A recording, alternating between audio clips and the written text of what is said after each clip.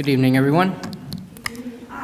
And welcome to the International Institute for Culture here at Ivy Hall. My name is Joe Grabowski. I'm a former office assistant here for the Institute. And John Haas, our president, is unable to be with us this evening, but it is my pleasure to welcome you all. For those not familiar with the Institute was founded several years ago to respond to the call to re-evangelize culture, originally put forth by Pope John Paul II, who is to be raised to the altars as a saint this coming Sunday. So it's a fortunate occasion for our gathering here again. The Institute accomplishes that mission by running different cultural programs, concerts, cultural events, lecture series, and of course, here on the 450th anniversary of the birth of Shakespeare, and during National Poetry Month, we're honored to have our poet in residence, Tad Cornell, presenting to us on Shakespeare and poetry. And there's always a quote by Shakespeare that comes to mind for me as probably the best expression of what the vocation of the poet is all about. And it's put into the mouthpiece of Theseus in A Midsummer Night's Dream, where he writes, "The poet's eye in fine frenzy rolling doth glance from heaven to earth, from earth to heaven, and as imagination bodies forth the forms of things unknown, the poet's pen turns them to shapes and gives to airy nothing a local habitation and a name. Such tricks hath strong imagination, for if it would but apprehend joy, it comprehends a bringer of that joy." And certainly this week, during the week of Easter, we're cognizant of the fact that there is a bringer of our joy, and we are very appreciative and grateful for all the poets throughout time, especially Shakespeare, who have led us in contemplation of the bringer of our joy.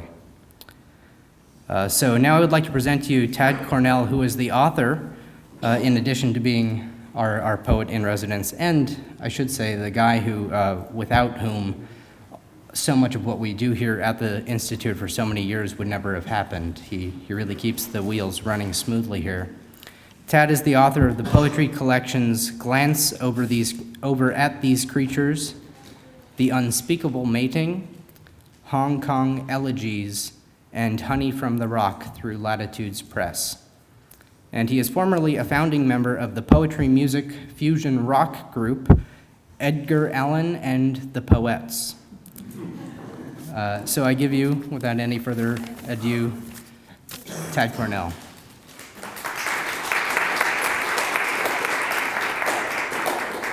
Thank you.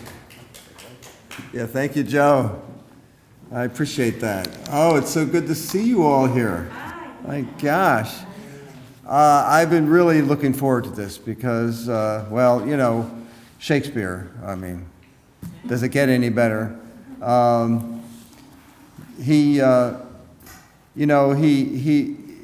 What really motivated me to want to do this is because I was reading from a book by Joseph Pierce, who was here last month and gave a lecture about Shakespeare. It's called The Quest for Shakespeare. And one of the things he mentioned, among the many wonderful things in here, was that he died on the same day he was born, today, the 23rd of April.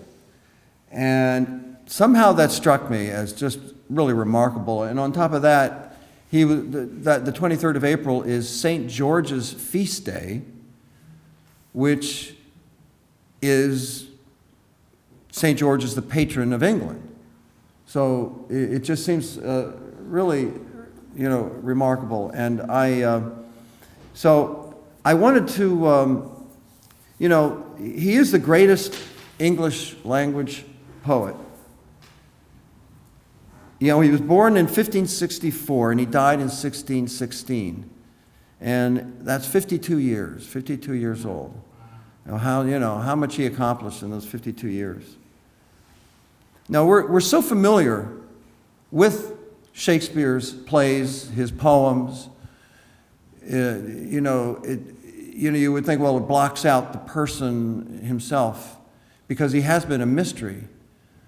But in fact, biographers and scholars have had a really tough time getting any kind of a hold on the person that Shakespeare was, his personality. It's so sketchy. It's so sketchy as to that some people suspect that he didn't even exist.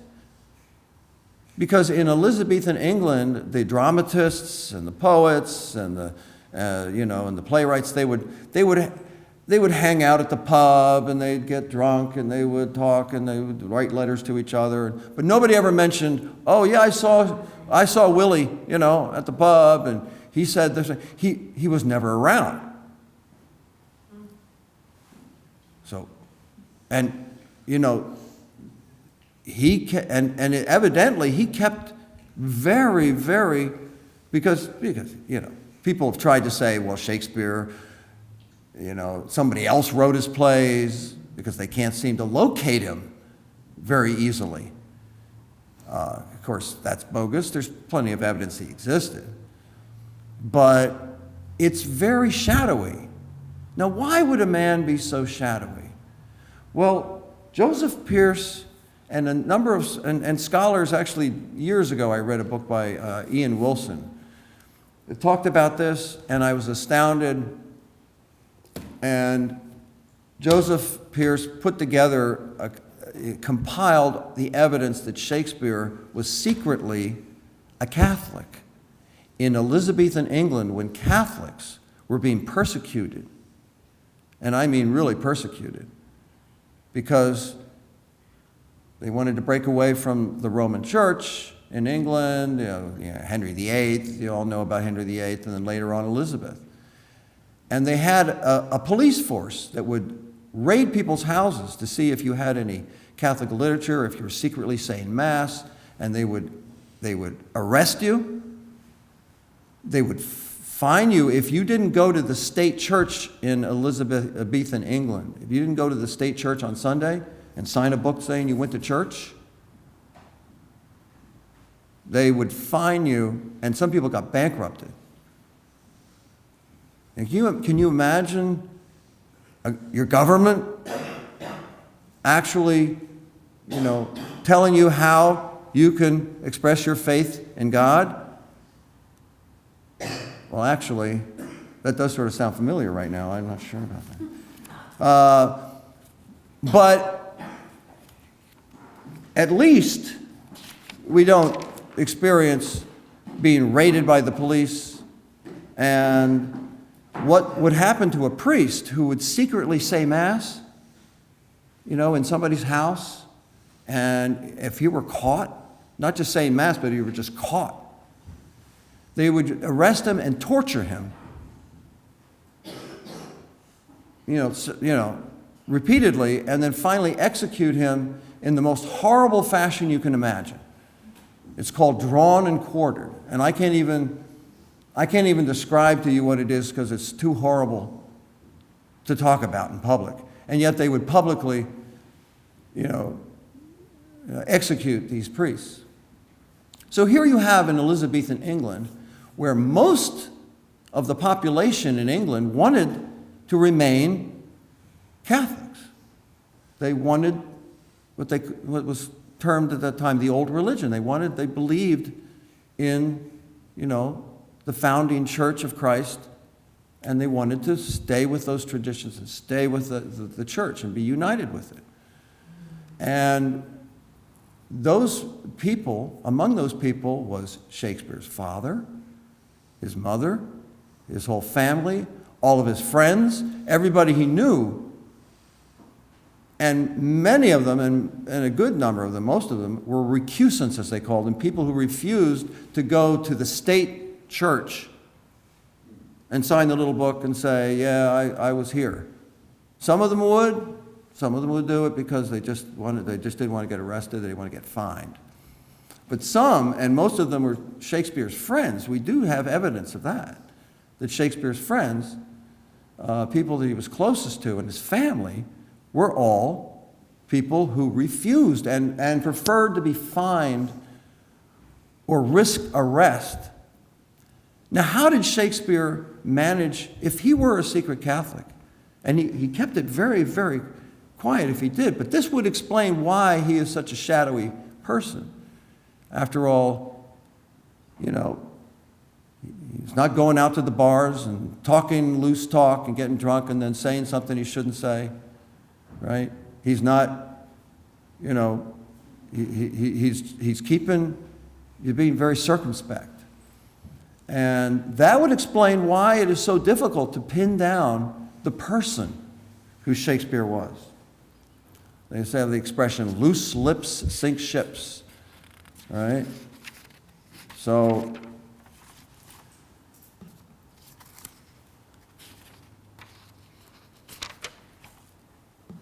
now, I'm a Catholic poet in our time. And I must say I am grateful that I am not actively persecuted in the fashion that Catholics were persecuted. And, you know, but I must admit that there is something of a passive persecution that Catholic poets do experience today within the literary community. Because if you're a Catholic, in our literary culture today is very secular, maybe even downright pagan. And so it's not considered to be very fashionable to be a religious person, but particularly a Catholic. So I have never had the inkling to follow, even though my vocation, I always felt my deepest vocation was to be a poet. And I've always been writing poetry and publishing poetry and so forth. Even, you know, though I've had other careers. But I never had the inclination to live in the literary culture of today. So in a way, I'm in hiding too. But there's yet another strike against the Catholic poet today that Shakespeare didn't experience, and that is simply having the vocation of being a poet. Because if you are a poet today, you know, poetry itself is, in a sense, a dying art, if not already dead. Because people aren't that interested in it. In the old days, in the days of Elizabeth and through the Victorian period, you know, that poetry was part of the entertainment. People would do it at their families. They would have little concerts, piano little recitals among the family or friends, where they would get together and read poems or write poems. You know, during the time of Shakespeare, there was a priest named Father Robert Southwell. He was a Jesuit priest.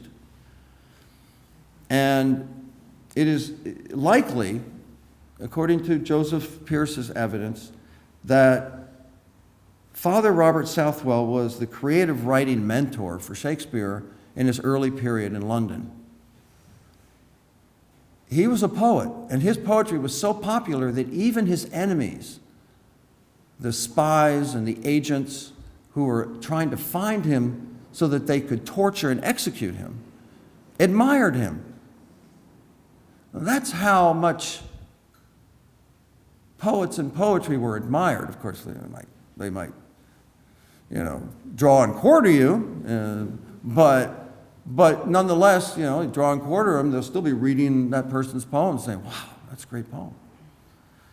So there's I'm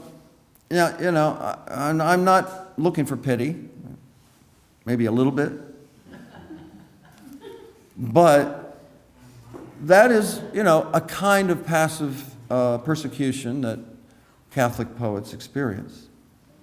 Now, it's not the pity that I'm looking for so much as this is a way of introducing you to this first poem that I want to share with you, that I wrote.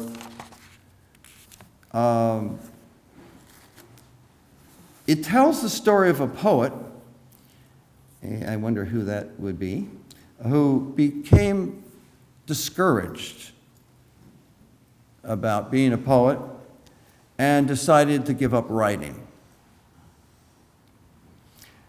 Now, this poet has the temerity to introduce this cycle of short poems, or 12 short poems, by quoting Prospero from The Tempest.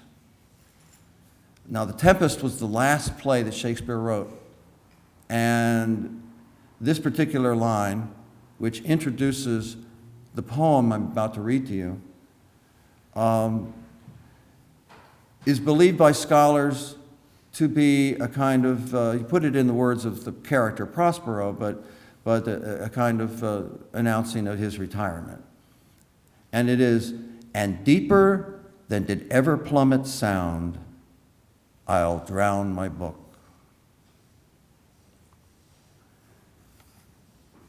So keep that in mind. And then let me explain just one more thing, or a couple more things maybe. The title of the series is Spectaculum, which is Latin for spectacle. And spectaculum comes from